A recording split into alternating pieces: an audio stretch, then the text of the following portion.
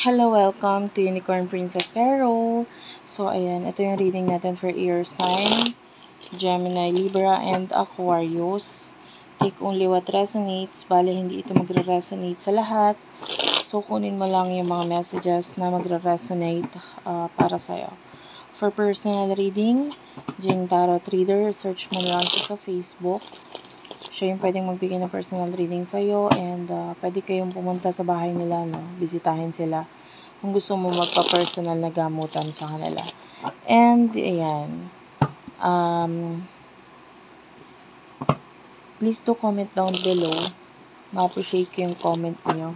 Tsaka, baka mapili ka na mabigyan ng personal reading ng libre or free.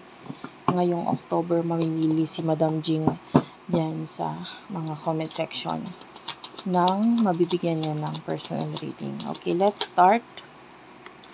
This is for air sign, Gemini, Libra, Aquarius. The Emperor, Knight of Wands, the Two of Cups, and the Queen of Cups. Okay. Ito maganda tong energy na to if you are in a relationship. Kasi nakakakita tayo dito ng matinding pagmamahalan. You are this person na gusto mo ikaw yung nasusunod, no?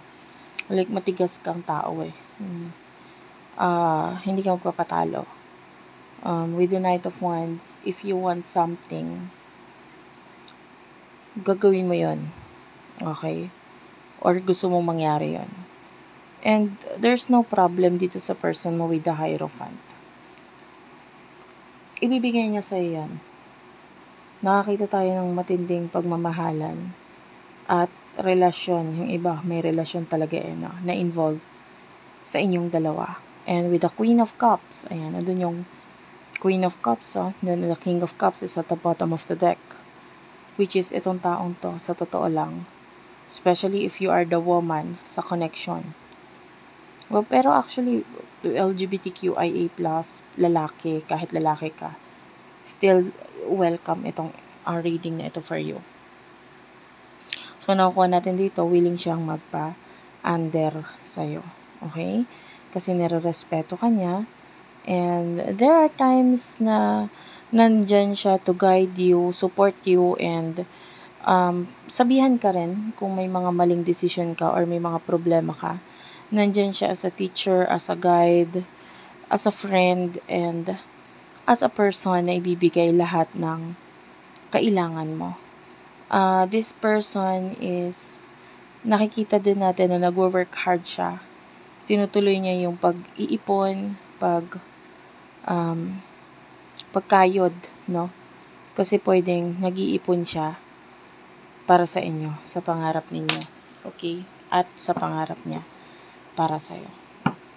So, ano yung mga nasa isip ninyo dalawa ng person na ito?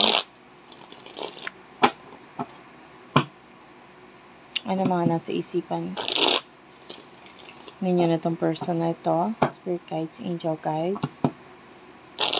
For air sign, please. For air sign, please.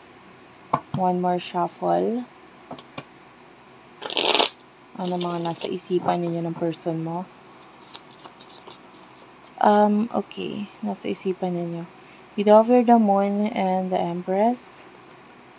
And for your person, the Queen of Swords and the Page of Wands. The world is here. Okay. High chance talaga na may relationship dito. And I can see communication. Yung person mo, kung ano man yung mga dapat niyang tanggalin, tatanggalin niya for you. Whether it is mga tao na importante para sa kanya, nakakita tayo ng friends, or people in the past, or mga taong may childhood memories, parang ganon, sa kanya, or mga ka-communicate niya na pwedeng hindi nakakapagpasaya sa'yo, na parang gusto mo tanggalin niya. Tatanggalin niya yon. Yun yung nasa isip ng person na ito. Kasi ikaw na yung bumubuo sa kanya ngayon. So, wala nang ibang importante para sa kanya, kundi ibigay yung makakapagpasaya sa'yo. Okay? And with the moon, I'm feeling like you're thinking about the future. Nakikita din natin yung pagmamahal mo ngayon sa health mo, sa sarili mo. You're there looking pretty with the Empress. So, mahalaga sa'yo ngayon yung sarili mo na mas maging maayos ka pa. Maybe even financially, okay? Or sa physical. So, ganyan. More on sa sarili mo. Yung sa health mo, yan, na mapaayos mo. Ito. And, maybe, you still want to look beautiful, babae man or lalaki, presentable at maganda for this person. Okay? So, kung bakit ang ginagawa yan, para din naman to sa person na ito. So, ano yung emotion mo for this person and ano rin naman ang emotions niya for you, for our air sign. Okay, Page of Swords is here. And, Seven of Swords for your person. The High Priestess and the Ten of Wands. Okay. The Lovers. So, both of you love each other. Nakikita natin yan. This reading, nakakonsentrate siya sa relasyon talaga na punong-puno ng pagmamahalan. And nandun yung pagmamahal niya sa isa't isa ng person na to. You could be dealing with your soulmate. Yan. I can see na itong person na to. Yeah. You could be dealing with a person, or I can see the letter J, A, C, P, S, G, S, yan. I don't know kung may dalawa ka bang S sa pangalan mo or what. But anyway,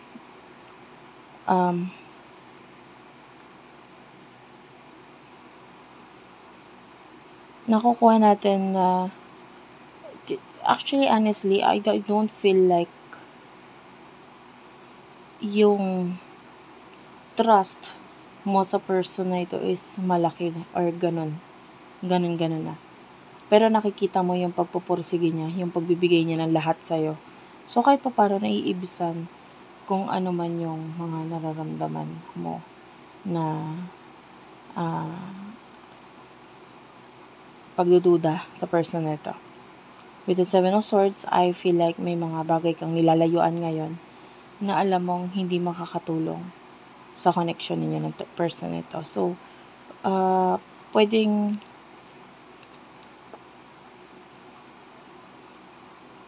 kung ano man yung mga importante sa'yo or sino man ang mga importante sa'yo, sa ngayon, mas inuuna mo tong person na ito. And then, itong person na ito, nakikita natin yung pagmamahal niya sa'yo na willing siyang ibigay lahat for you. Okay? And what will happen in the future for the both of you? You do have here the Star, Eight of Swords,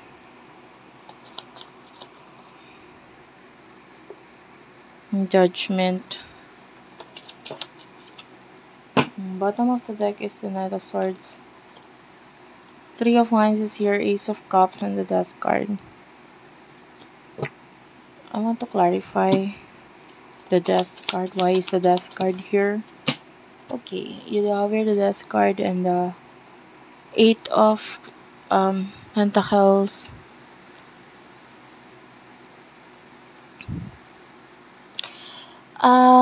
I can see na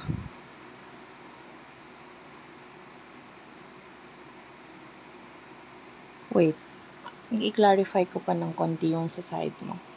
What's with the Eight of Swords, please? Ayan. Actually, this is not the ending na ina-expect ko dito sa reading na to.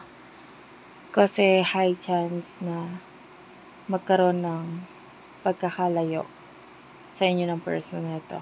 With the Judgment, it's like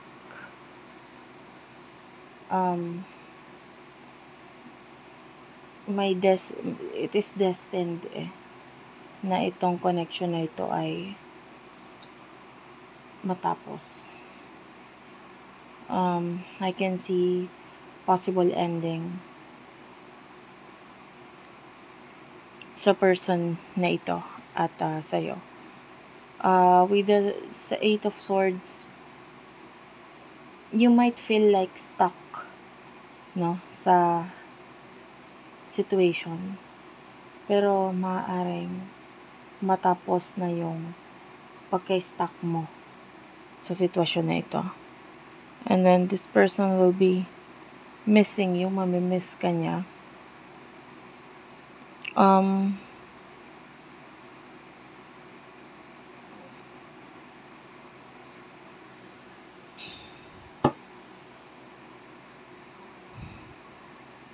Clarify the Death card, please. Want to know the Death card. Why is the Death card here? Gusto ko pa siyang i-clarify. The Devil and the Knight of Cups is here. I do feel like yung love mula sa taong to in the future is nandun pa rin. And magtutuloy-tuloy yun eh. Magtutuloy-tuloy yung pagmamahal na nararamdaman nitong person na to. But maybe nakikita natin yung ending, pwedeng mangyari siya because may something na dapat mag-end sa inyo dahil sa side mo there's a lesson na dapat mong matutunan dito, and maybe hindi ka masyadong na fulfilled sa person na ito, parang hindi ka masaya 100% sa kanya. Okay? So, alamin natin. Tell me more about the Ten of Swords for your sign.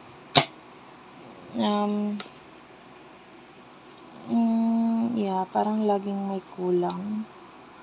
Laging may kulang. And, ito yung pinaka-challenge for you eh. Na kahit ibinibigay niya lahat sa'yo, parang kulang pa rin lagi sa'yo. So, pwedeng magkaroon ng ending, pero yun ay dahil mo. Okay? And, yeah, nakakita tayo dito ng pag-aaway, pagkakagulo, paggalit mula sa'yo dito sa person na to. And, hindi ko alam kung sino sa inyo ang narcissist, pero one of you is showing a narcissist energy.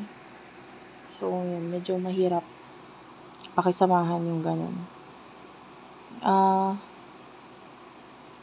That could also be you eh. Yung narcissist dito. Okay. And,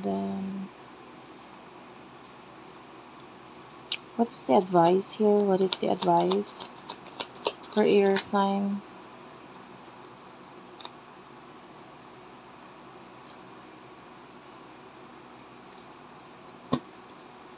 For now, ang advice sa'yo is, mag-ipon.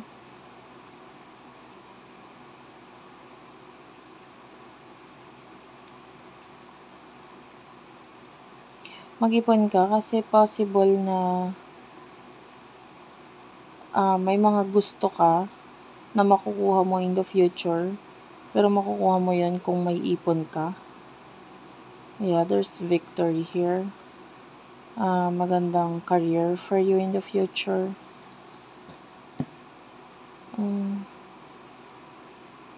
So, ayun. So far, I don't know, kasi parang itong connection na ito, may separation, may ending, pero parang hindi siya makokontrol eh. Nangyayari talaga siya with the Judgment.